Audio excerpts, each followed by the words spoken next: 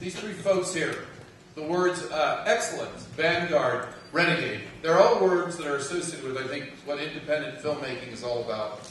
And I think that although they've had mainstream careers, I think one of the things we like about the fact that they're here and the fact that we're here is that they've made some great independent films. And I wanted you each to talk about what it is in the experience of making an independent film that it's given, the opportunities that it's given each of you. First of all, you know what's very cool? The pure coincidence. Kate is about to play my girlfriend in a movie, which we just found out this week, and we've known about this award for a while, which is a very wonderful independent film that we're about to go do. So it's kind of a cool little moment.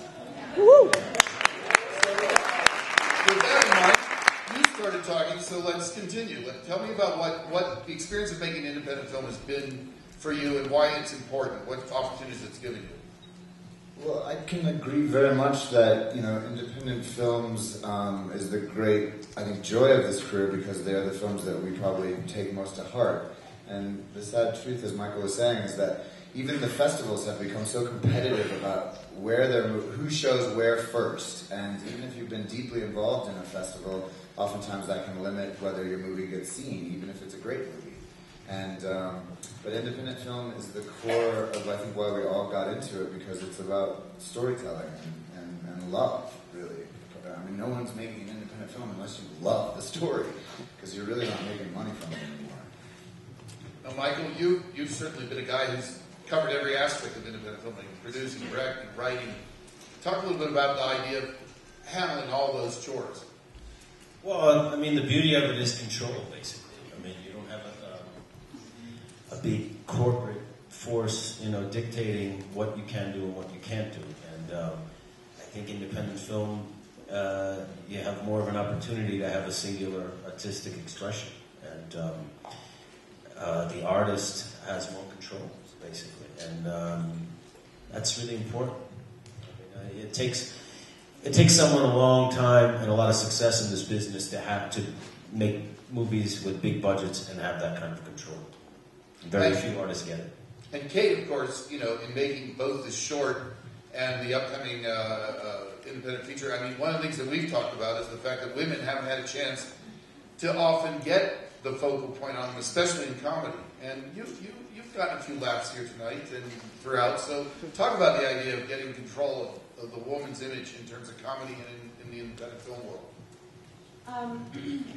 Yeah, I mean, as I mentioned before, Kat, who directed this short, and so we met and decided to just do something for Funny or Die, because I had just done something with Funny or Die with Topher Grace, and I had just had a ball, and they give you so much freedom to kind of allow you to do whatever you want and play. And so Kat and I discussed the idea of coming up with something for Funny or Die, and she came up with Idiots, and I said, I'm in.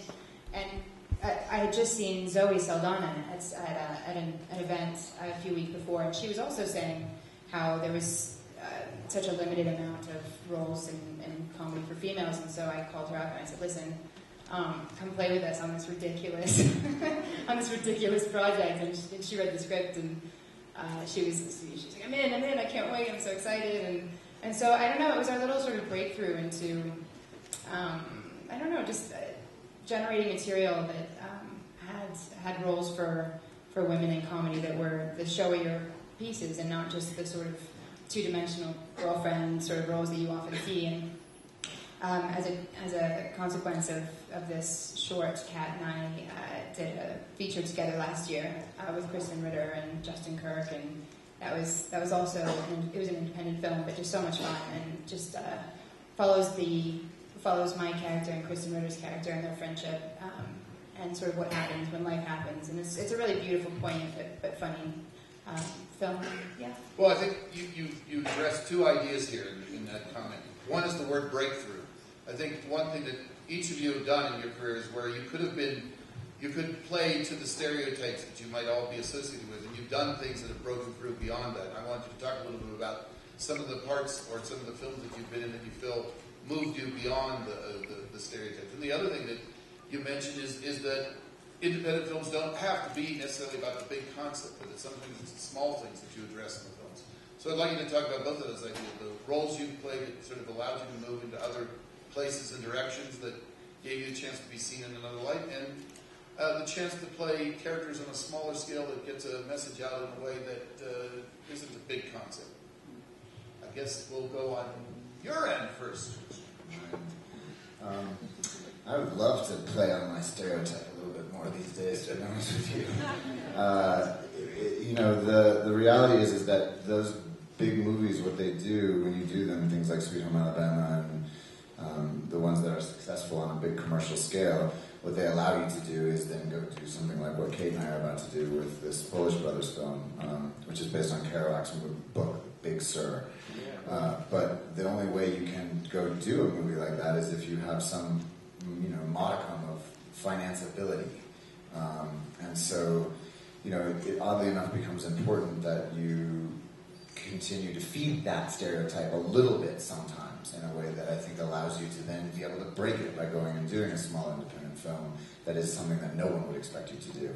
I did a movie called Death and Love, which is, some people say, pornographic, awful, and some people say is a work of genius. And it is, to me, that's part of the joy of this job, is that you can get a duality in people's take on something. And the true element was the director's true life story. So judging it was sort of something that I found interesting, because it was almost like judging this man's life. But for me, it was amazing because I'm playing someone almost antithetical to me. And I think because of that, no one went to see it. Michael, what were some of those? Well, before I was on Sopranos, I basically made my living doing independent movies. It wasn't, it was a small living, but I didn't have to wait tables anymore because I was getting enough work in independent movies, and that's who was hiring me at the time. It wasn't so much, by design. But the good thing is that in independence, they'll take more chances on an actor just based on your talent and give you a wide latitude of roles to play. Whereas until you start kind of having success, in Hollywood, they'll tend to stereotype you on television or even when you're trying to break into big movies. So a lot of people think, do you feel like you've been stereotyped? It's like, I had a lot of experience where I played a lot of different roles. Most of them, were seen by a small population of people because they were, little movies and stuff. But I'm very grateful that I've had those experiences, because they're fulfilling as an actor, and I never really felt kind of pigeonholed because of that.